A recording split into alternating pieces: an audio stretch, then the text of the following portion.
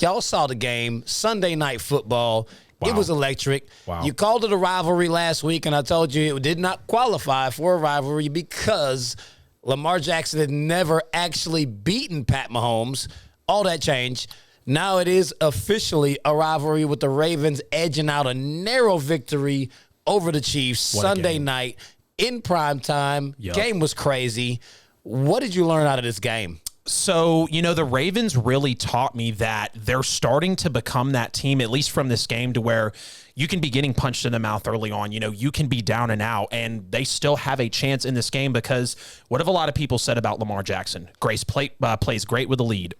No problem playing with the lead. But as soon as you put the kid behind, as soon as you put him in the pocket, as soon as you truly make him step up and potentially win you a big football game with his arm, he's fallen short until this game against Kansas City, And let's look, this is one of his better performances, 346 total yards. Ironically enough, Mahomes and Lamar literally had the exact same yardage, 3 touchdowns, 2 picks, and finally, his first ever win against Patrick Mahomes. And he really did overcome what looked like was going to be a really long night for Lamar out of the gate. You look, his second and third plays from scrimmage, overthrows Hollywood Brown for a potential touchdown. And then after that, he throws a pick six to Tyrann Mathieu. I remember watching the beginning of that game. I was like, wow, that's a really rough start for Lamar. Because you saw the overthrow on the pick six, and it's like, man, that's maybe something between the ears. He's just a little too amped up. I mean, you're at home, one of your first possessions, so he definitely had to battle back in this one. And then you have 2 drives later, maybe through one of the worst passes he's ever had, throwing into another ill-advised double, triple coverage play. Tyrann Mathieu snags it again. So, but you look from that point on, this is when Lamar really understood that he had to gain control of this game back. He had to really put his head on his shoulders because, let's face it, Lamar Jackson is going to get a huge payday. He's probably the most electric quarterback in the NFL right now, and he had to step it up. After starting the game 3 for 6 with 2 interceptions, only 3 of Lamar's passes for the rest of the night were incomplete. One of those was a drop from Sammy Watkins. So Lamar, again, showed you, I can be down, I can be out. And to me, this is something new for Lamar. Like I said, dude can play with a lead. Dude's doing great when the cards are in his favor. But when the tables finally turn and it's time for you to step up, Lamar Jackson, what are you truly going to be, for the Baltimore Ravens? And then I got to give the hats off to him. This is what really sealed it. Your coach has no doubt in you. Lamar, are we going for this? Hell yeah, we're going for this, because he knew that you cannot give a ball back to a legend. And that's a gutsy call. Yeah, it is. Chiefs are in scoring. I mean, they're in scoring range where they're 80 yards from the end zone, but they're in Baltimore territory if Lamar doesn't get that run. Everybody in the world knowing that the Ravens were going to run that football, and they did it. They seized the moment, never backed down, and, they deserved to win the football game. So I learned that Lamar Jackson can play with his back to the wall. He can overcome some challenges and maybe at one point win, but the dude did it. So monkey's off the back. Hey, man, he absolutely pulled that monkey all the way off his back. And just like I'm looking here in the chat, LJ is fire hot about her 7/100ths of a point loss in fantasy, and it was due to this game. Fantasy game I've ever seen. By she the way, had Lamar Jackson starting at running back. My bad. You did not just hit it, please. We need the sound, please. That is petty. You totally meant to do that. I actually didn't mean to do that. The quarterback. That was a good piece.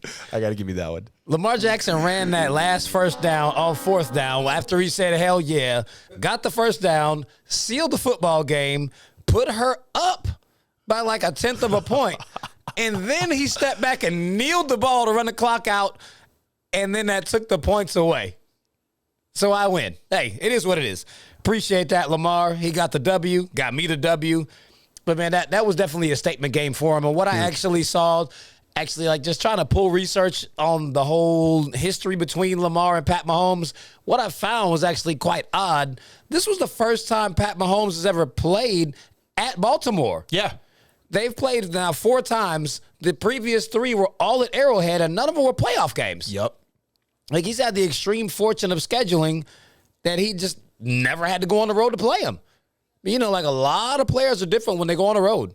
I don't know what his road record is, but it's got to be ridiculous because I know he's only lost 9 games in his entire career. So his home and away record both are pretty gaudy. Right. But it still is something to be said about the fact that he's never had to face someone who is seen to be an equal that he gets compared to, and he always gets to play him at home. It's that could change the whole face of the actual rivalry now that he's gotten one under his belt.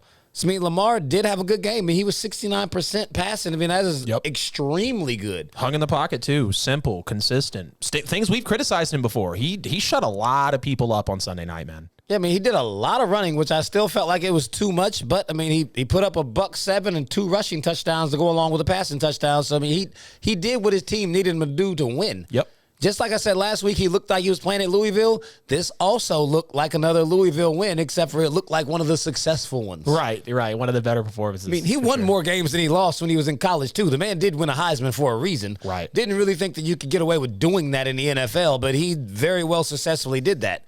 I wouldn't say that this is going to jumpstart them all the way to a Super Bowl just for the mere fact that he can't do that every week. He's too small. Right. He just can't afford to just keep getting hit like that. But I understand the magnitude of that game. You started off 0-1. You really didn't want to go in the whole 0-2 and be under the gun like that. Yep. Especially not having the narrative be you're 0-4 against Pat Mahomes. Yep. He had too much riding on that. So I definitely understand all the running. Hey, I'm going to go straight up the middle on 4th and 2 for the game. So, hey.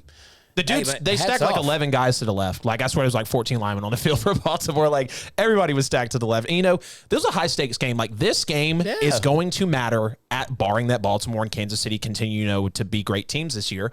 This is going to be a game where it's like, damn, Baltimore got the tiebreaker. This will be a game that decides playoff seeding later on down the road. And that's why it's such a big win for Lamar Jackson. I mean, it absolutely could. I mean, you look at Baltimore's schedule moving forward, they really don't have a juggernaut going. They should win at least 4 of the next 6. So, I mean, their record should be looking nice. I mean, they got Detroit this week. Then they get Denver, Indy, who doesn't have a quarterback. They got the Chargers, should be able to smack them. Cincy, division rival, they always beat. Minnesota. What time is the game? You're right. Yeah, I agree. About 4 or 6. Yep. Say about 4 of the next 6 for they might lose a couple of those, but out of those, they should win at least 4 of them. 100%. Yep. They should come out on the better side of those 4 games. I got to give hats off to Kansas City, though. I mean, Tyreek Hill, non-factor. Baltimore had a different game plan with coverage schemes and blitzing, and, they still only lost by 1. It was a hell of a game from both teams, but it's kind of crazy. Patrick Mahomes, another big game. He had the big game against Jared Goff and lost. This isn't any knock on Patrick Mahomes. I know somebody's going to come for me for it, but losing another high-scoring game, it's just a little crazy to know that that's something Mahomes kind of does. I mean, it's something to note that Pat Mahomes never gets faulted for fourth-quarter turnovers. Right.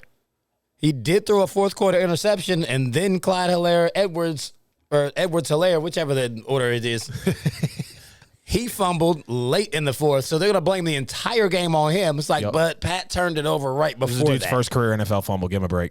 Yeah. Give him a break. He's only got 1, period. Lamar only won because of that. Yeah. Keep on moving. It's like, but that was Mahomes' first September interception. Right. We keep stupid stats. I want to say first September loss, if I'm not mistaken. It was both. Under Andy Reid. Yeah. And I got to say, I think Andy Reid got outcoached. Seriously. Might not have been by much, but I definitely think Reid got outcoached in this one. I mean, I couldn't go as far as to say anyone got outcoached with the game being that close. I mean, the margins for error there was Pat Mahomes threw a pick. His running back coughed the ball up. Yeah. And then Lamar had an out-of-body experience game to be like, hey, he willed them to victory. Yep. I'm not going to blame Andy Reid, nor am I going to give Harbaugh credit. Yep.